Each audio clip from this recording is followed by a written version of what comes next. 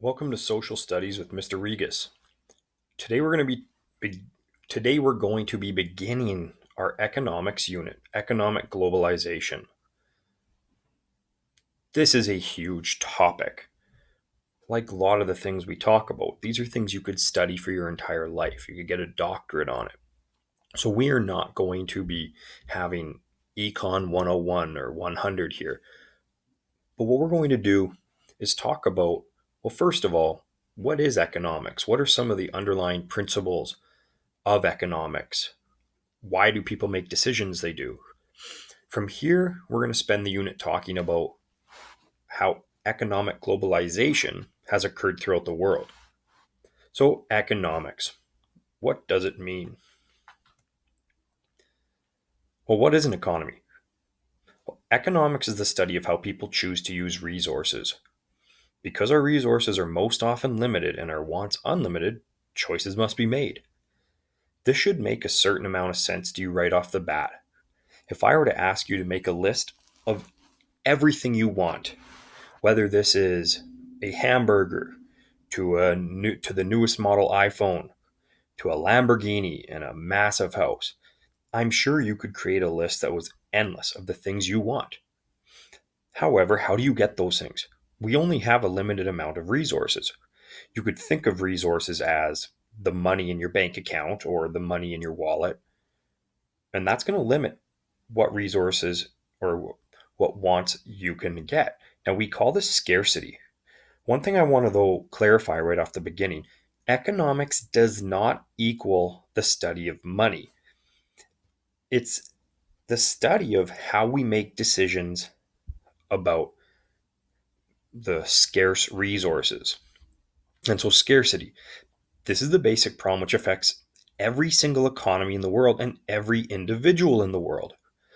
This is caused by the fact that there are not enough resources to meet essential needs and every individual's unlimited desires.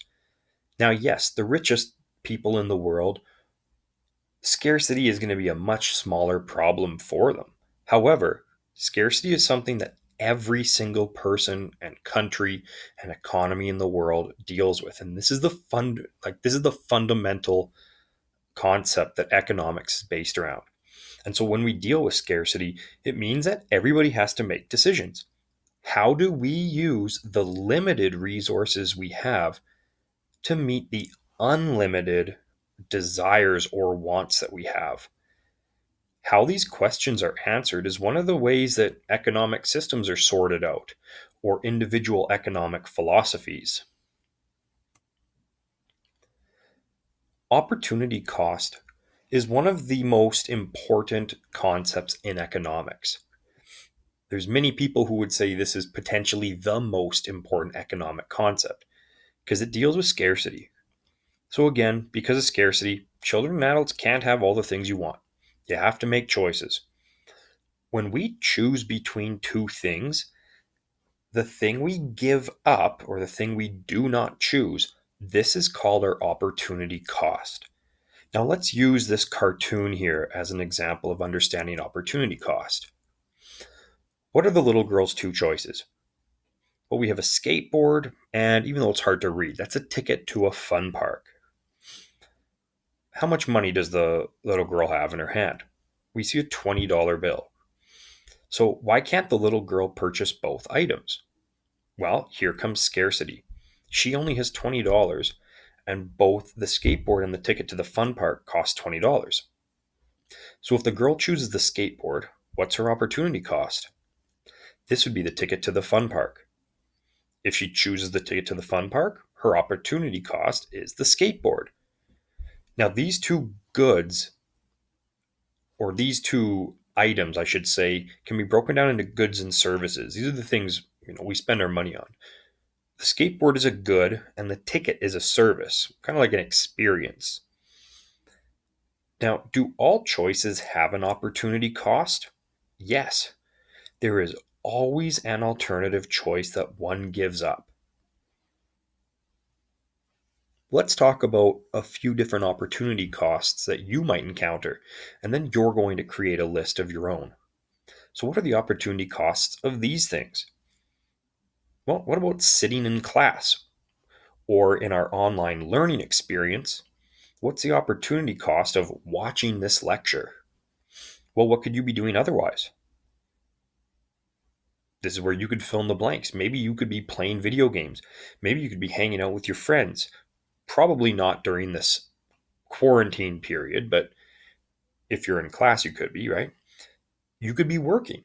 If you're sitting in class, you're not making any money. So maybe you decide that the opportunity cost of not working is too great. And so you decide you're going to work and not go to class. Now, there's pros and cons to these decisions. Getting a bagel. What about that? Well, again, unless you have unlimited money, you have a scarce amount of money.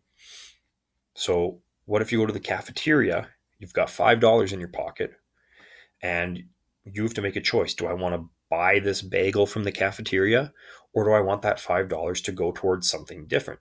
Maybe that's saving it to put it towards a purchase of something like, I don't know, a phone or a t shirt. Anyway, you can't have both always. You have to make decisions. What about dropping out of school to start work early? This is similar to that sitting in class one. Well, the opportunity cost is that if you drop out of school, you're going to have more years to work. However, or I should say, the opportunity cost is that you're missing out on an education. Now, this is going to come up to you what you want to do when it comes to work versus school. There is a lot of correlation though between years of schooling and the money that an individual earns. So that's why people make the decisions they do. Same with things like going to university or traveling after high school. These all have opportunity costs. I personally went to university. Now, what this meant was I was not working when I was in university, or I should say I was working little, and I was also paying for an education. If you did not do that, or my opportunity cost was working and making lots of money. However, I saw that it was worthwhile because I ended up entering the career that I wanted to. Now, I want you to come up with some opportunity costs in your life. So come up with a few, write them down. Some of you might be thinking about things like even sports. I used to compete in strongman. What this meant was that my opportunity cost was when I was in the gym training, other people were doing other things. So I could have been doing other things. I decided I needed to go to bed earlier to be rested up to train. So I missed out on doing things like maybe watching TV or playing video games. I could go on with these examples. Some of you who play sports, though, that might be something that you could think about. What are the opportunity costs of it?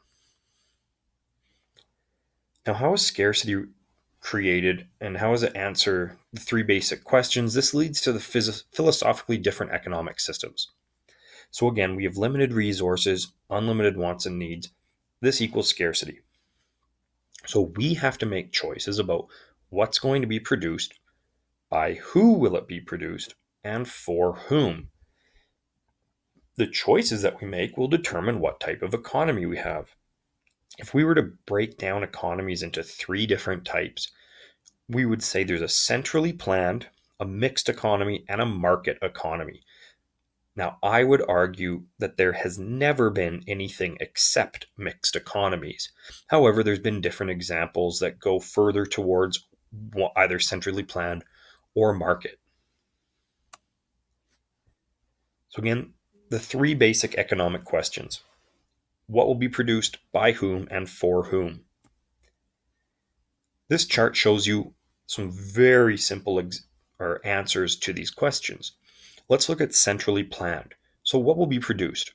Well, the goal of a centrally planned economy is going to be meeting the essential needs of everybody.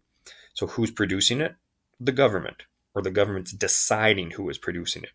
And for whom is it being produced? Well, this would be all citizens. Now let's compare that with a market economy. So what's being produced? This is what the people want. Now, this question I'll explore, or this answer I'll explore a little bit after I'm done talking about all of these. So by whom will it be produced in a market economy? This would be the entrepreneurs. For whom will it be produced? And this is for people who can afford it. Now that's a big difference between centrally planned and market economies.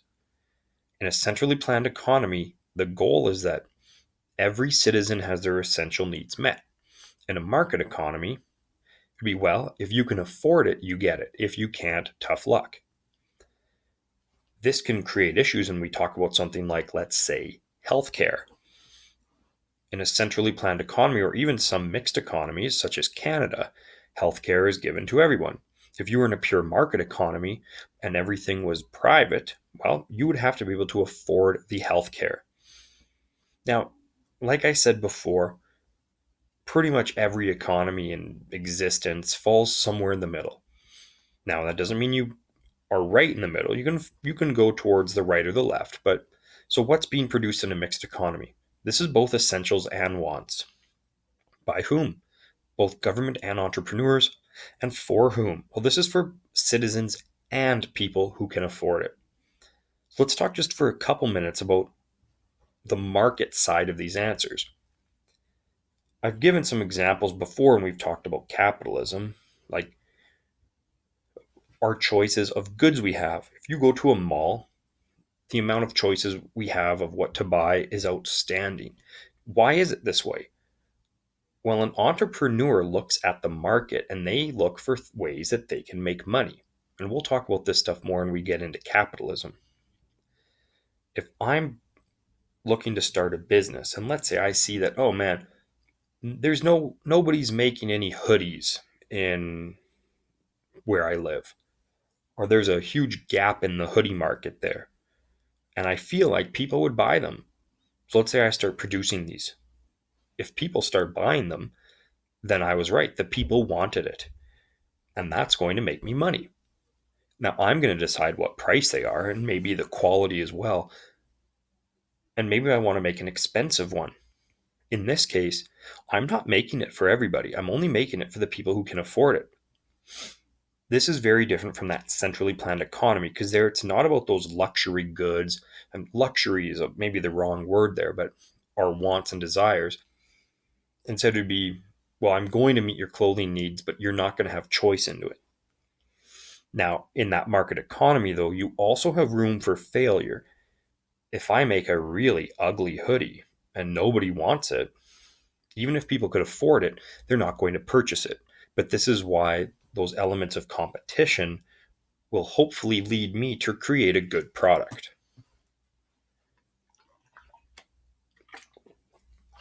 Every economic system would like to reach 6 basic goals. However, achieving all 6 is not possible. It's kind of like the saying, you can't have your cake and eat it too. Now, our 6 goals that we look at are economic growth, efficiency, stability, security, equality, and freedom. Some of these directly go against each other. For example, economic, let's say, freedom and equality, they don't necessarily go together. Me having individual decision making power on production, spending, and jobs doesn't mean that there's going to be a fair distribution of resources or stability and freedom. So, how you choose which goals are most important to you are going to be reflected in the type of economic system you have. I want you to list the economic goals in importance to you. When you've done this, we'll move on to the next slide. If we were looking at a centrally planned economy, or we could use the term communism here, 3 goals we'd be looking at the most would be security, stability, and equality. So here, you'd be sacrificing things like economic growth, freedom, and efficiency so that you would have security, stability, and equality. You could think of this as, I want to have my job. I don't want it to be lost in the future. I want to be equal with everyone else, and those things shouldn't change. However, you might not see massive increases in your standard of living, but you might retain employment and a roof over your head, etc. In a free market economy or capitalism, we're going to be looking at growth, freedom, and efficiency as the 3 most important goals. So all countries today have mixed economic systems or mixed economies with some free enterprise and some government ownership. However, we've seen a move in the world towards the free market economies. We've seen this a lot through globalization. That's one of the things we're going to be looking at. I like this image to give us an idea about scarcity.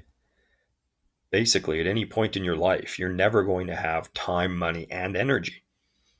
So we have limited resources, but unlimited wants. Here's another image showing you a little bit about scarcity. Essentially, what our limited resources are, but then all the different human wants. Now, if you look though here at the unlimited human wants, you're going to see things like variety in diet, convenience, travel, recreation, love. These are things we want. However, we do have limited resources because one of the limited resources we have that a lot of people don't think of is time. It does not matter if you have billions of dollars, there's still only 24 hours in a day. Yes, there's some people who think medical advancements are going to get to the point in the next 50 years that we're going to be able to live for much longer. So maybe we'll be able to extend our time. But time is a limited resource, so how you spend that is important. We're going to do a very quick discussion on micro and macroeconomics. These are our two branches of economics that people really focus and study on. So, microeconomics, this focuses on individual markets or individual decision making. This is in regards to goods, labor, capital, and on issues that arise, including monopoly, competition, pollution, technology, poverty, inequality, insurance, and governance. So, microeconomics is the study of behaviors and interactions, and this is of individuals and firms in the economy. Now, the term firm you may be familiar with, this could be something like a business. The study of prices and competition is central to microeconomics. So, this brings us to one of our most important economic concepts, and this is supply and demand.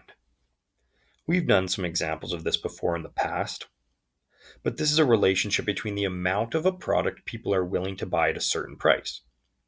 The basic theory here is that if supply increases and demand decreases, we see a price drop. And then if supply decreases and demand increases, we see a price increase. I like to use our cafeteria bagels as an example. So let's say that the cafeteria makes 500 bagels before lunchtime. This is the supply. Well, imagine only 400 people want bagels that day. Well, we're going to be left with 100 extra bagels. So, what's going to happen to the price of those bagels so they're sold? We're going to see a price drop, right, to try to make it more appealing to buy. Now, let's say the next day, the cafeteria is like, well, that was way too many bagels we made. And so they only make 400. But today, 500 students come up to buy one. Well, what's the cafeteria going to be able to do? They're going to be able to increase the price because the consumers are going to be competing amongst each other so that they can get the goods they want.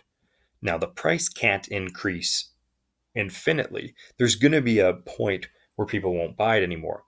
The belief, though, is that supply and demand determines prices, and in a perfect economy, supply and demand does all the work.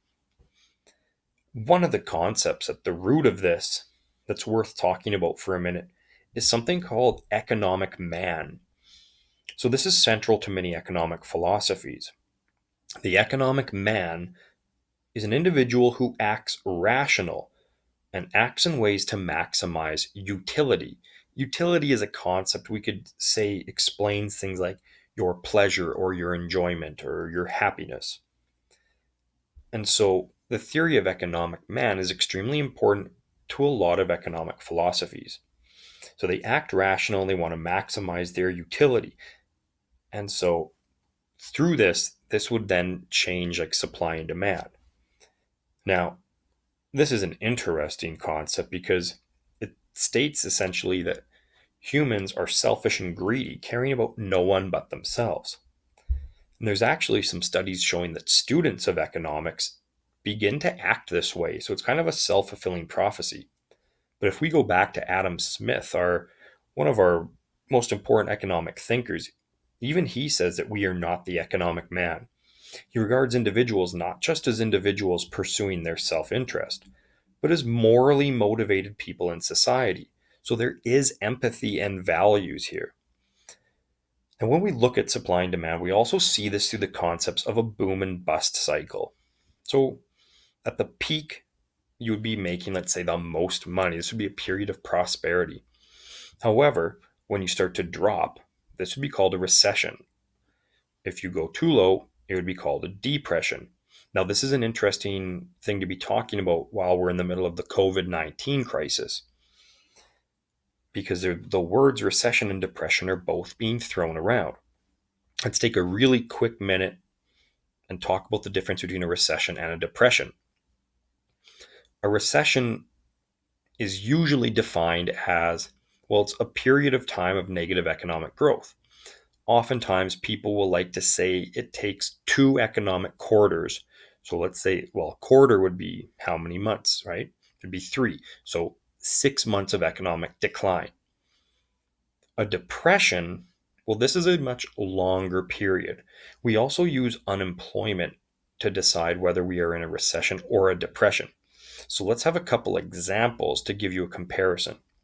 In the Great Depression, unemployment hit around 25%. That's huge. That's 1 in 4 people in the workforce. In 2008, in the Great Recession, employment hit 10%. That's a big difference. Now you can imagine 25% unemployment is going to have massive implications on the economy. Banks don't have as much money to lend to people, so people have less money to spend, which means the banks have less money, and it's just this brutal cycle, extremely difficult to get out of. A recession would be not quite as bad. Now, right now, we're seeing unemployment rates rise because of work closures and the quarantines. And so, what unemployment is going to hit, we're not sure yet. And so, people are wondering how this is going to impact us. One of the things that was learned after the Great Depression, though, and this has been used in the Great Recession, it's also been used recently with the COVID-19 crisis, is government spending to try to get out of a recession or a depression. Now, this is an economic concept that really wasn't started until the late 1930s, and we'll talk about this more later. When we look at supply and demand, this is one way of looking at the supply and demand cycle. In this, we would have 3 different markets: goods and services, labor, and financial capital market. What this diagram shows you is the relationship between them. You also have the 2 actors, households and firms. So for example, households, they pay for goods and services.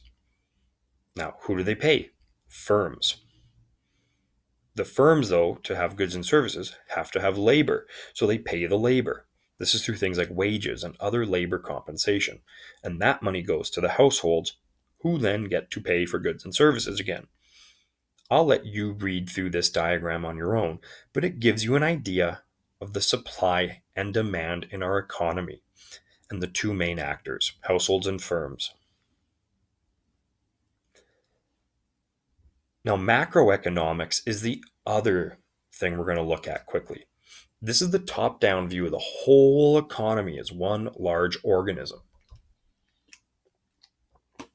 We could say that there's 4 main goals of macroeconomic policy: economic growth, low unemployment, low inflation, and a sustainable balance of trade. Some of these things might be a little easier to understand than others, but we'll get into this stuff more. And there's 2 main sets of tools for macroeconomic policy.